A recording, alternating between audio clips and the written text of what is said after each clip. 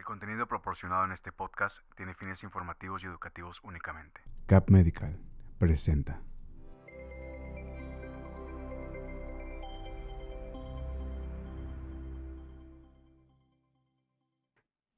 Hola, ¿qué tal? Bienvenidos a un nuevo live con el doctor Miguel Campos Moncardo. ¿Qué tal, doctor? ¿Cómo está? Hola, buenos días, muy bien, ¿y tú?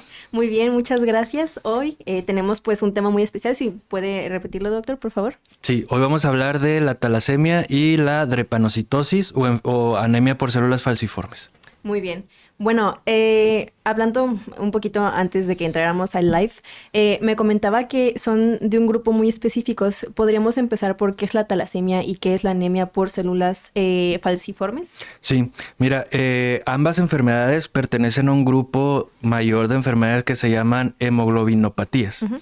Las hemoglobinopatías son algunas alteraciones ya sea en la cantidad o en la calidad de la hemoglobina. Ujú. La talasemia es una alteración en la cantidad de algunas de los componentes de la hemoglobina y la enfermedad por células falciformes es una alteración en la calidad de la hemoglobina. Ok. Ujú. Estuve leyendo un poquito por ahí antes de entrar al live y tengo entendido que la talasemia, como la anemia por células falciformes, se da de manera genéticamente, o sea, no nos puede dar, no sé, como una anemia regular por falta de hierro o falta de algún otro componente que necesitemos, ¿verdad? Sí, exactamente. Este tipo de enfermedades son hereditarias. Ujú. Son de un componente hereditario y la mayoría de las veces uno de nuestros padres tiene el gen y no lo hereda, a veces los dos, y esto tiene implicación si es uno o si son dos para la gravedad de la enfermedad. Ok, y esto se da en ambas anemias, ¿verdad? O sea, creo que yo me involucré un poquito más en la talasemia porque me interesó, pero en el caso de las células falciformes, ¿se da de este mismo modo? ¿Hay algún grado de severidad en estas o en ambas? Sí, en ambas. Por ejemplo, cuando adquirimos únicamente un gen, se le llama que son heterocigotos, Ujú. entonces los cuadros suelen ser más leves. Ok, Y cuando adquirimos los dos genes, el de papá y mamá, ok. se dice que son homocigotos Ujú. y la gravedad es mayor porque los dos genes están alterados. Ok. Entonces podemos tener cuadros leves que se llaman rasgos, por ejemplo, el rasgo talasémico, que podemos tener un cuadro bastante leve o incluso asintomático, Ujú. igual un rasgo drepanocítico, que podemos tener también un problema muy leve.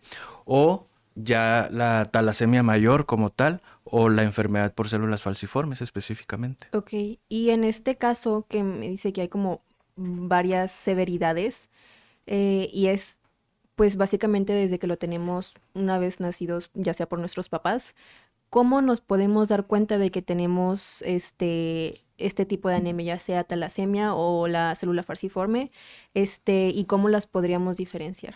Claro, la mayoría de las veces estas enfermedades se manifiestan desde pequeños, Ujú. sobre todo cuando son las manifestaciones mayores, la talasemia mayor, por ejemplo, Ok. o la enfermedad drepanocítica. ¿Cómo la vamos a valorar? Pues en un niño pequeño normalmente los vemos somnolientos, irritables, Mm. pálidos, a veces amarillos, Mm. porque se produce destrucción de las células y esto hace que se eleve a una sustancia que se llama bilirrubina Ajá. y que nos pone amarillos. Ok. Y ya en los adultos, pues todos los síntomas característicos de la anemia, cansancio, fatiga, palidez. Eh, en el estudio clásico que siempre platicamos, que Ujú. es la biometría hemática, vamos a ver la mayoría de las veces una anemia microcítica hipocrómica, es decir, células chiquitas y Ok. pálidas. Si recordamos, habíamos platicado que la enfermedad o la anemia por deficiencia de hierro Ujú. se ve igual. Sí, Sin embargo, es muy importante diferenciarlas porque dar hierro a un paciente con talasemia es muy peligroso. sí. Entonces, por eso el diagnóstico preciso es tan importante. Ahora, otra cosa que nos ayuda a diferenciarlas, sobre todo de la deficiencia de hierro, Ujú. es que la mayoría de los pacientes pueden desarrollar crecimiento del hígado y principalmente del Mm. vaso. Entonces, pueden tener el vaso muy crecido, que es lo que no sucede con otros tipos de anemias como las deficiencias de hierro. Eh, Entre ambas ¿Cómo es decir, Sí. entre drepanocítica y talasemia las podemos diferenciar, sobre todo al valorar la sangre en el microscopio? Ok. La drepanocitosis tiene una característica muy particular, que es que la hemoglobina se forma de una manera inadecuada Ok. en calidad, en su forma, en su estructura. Entonces, eh, hace que se polimerice, se dice, que es decir, cuando Ujú. una sustancia por algún estímulo se empieza a reproducir muchas veces, a Ok. multiplicar, entonces le da una forma al eritrocito o a la célula de la sangre como una hoz o como una Sí, uña, como una media luna. sí. Entonces, eso lo podemos ver en el microscopio y esos son los drepanocitos. Ok. Entonces, la mayoría de las veces en una enfermedad por células falciformes o drepanocitosis vemos este tipo de células y en las talasemias vemos células pequeñitas y pálidas. Ok, muy bien. O sea, entonces esa sería como la principal diferencia.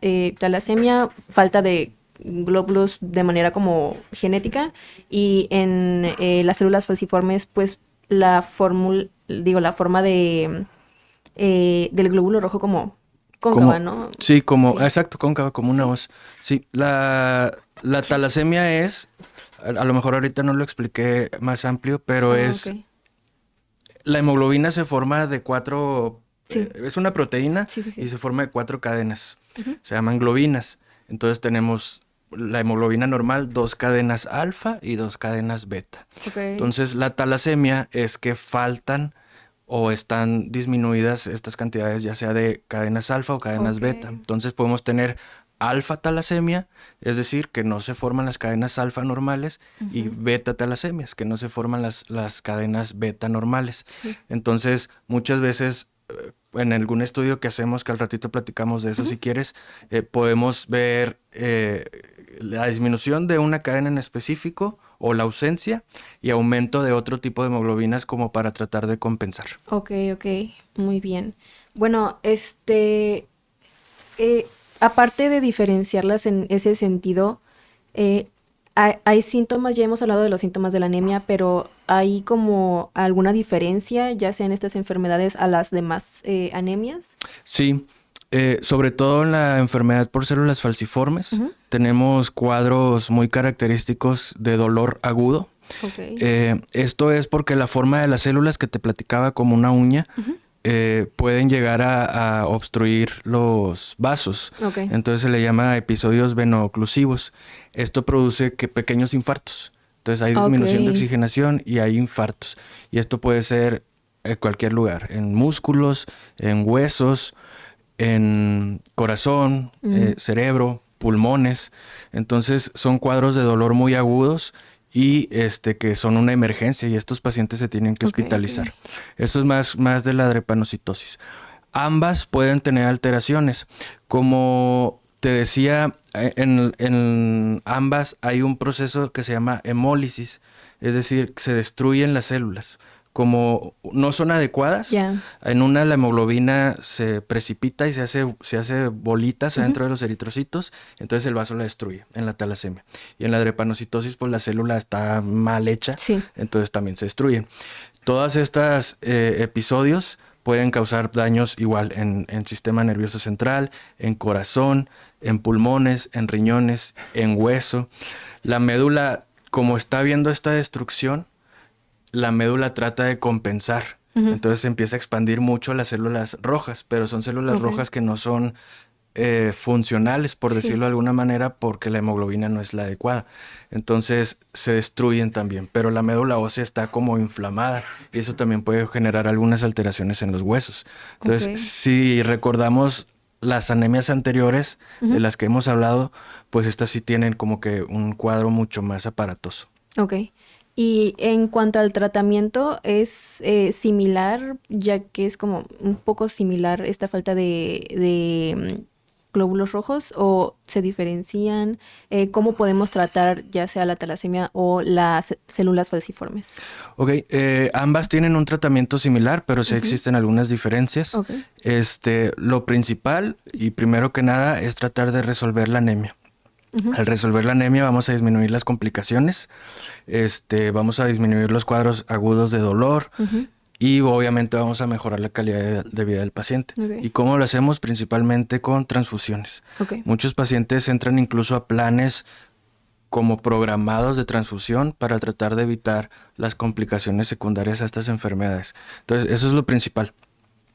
Hay algunos tratamientos más específicos para ambas. Por ejemplo, hay algunos medicamentos que hacen que se produzcan un tipo de hemoglobina específico que todos tenemos cuando estamos bebés, incluso intrauterinos. Ok. Tenemos una hemoglobina que se llama hemoglobina fetal.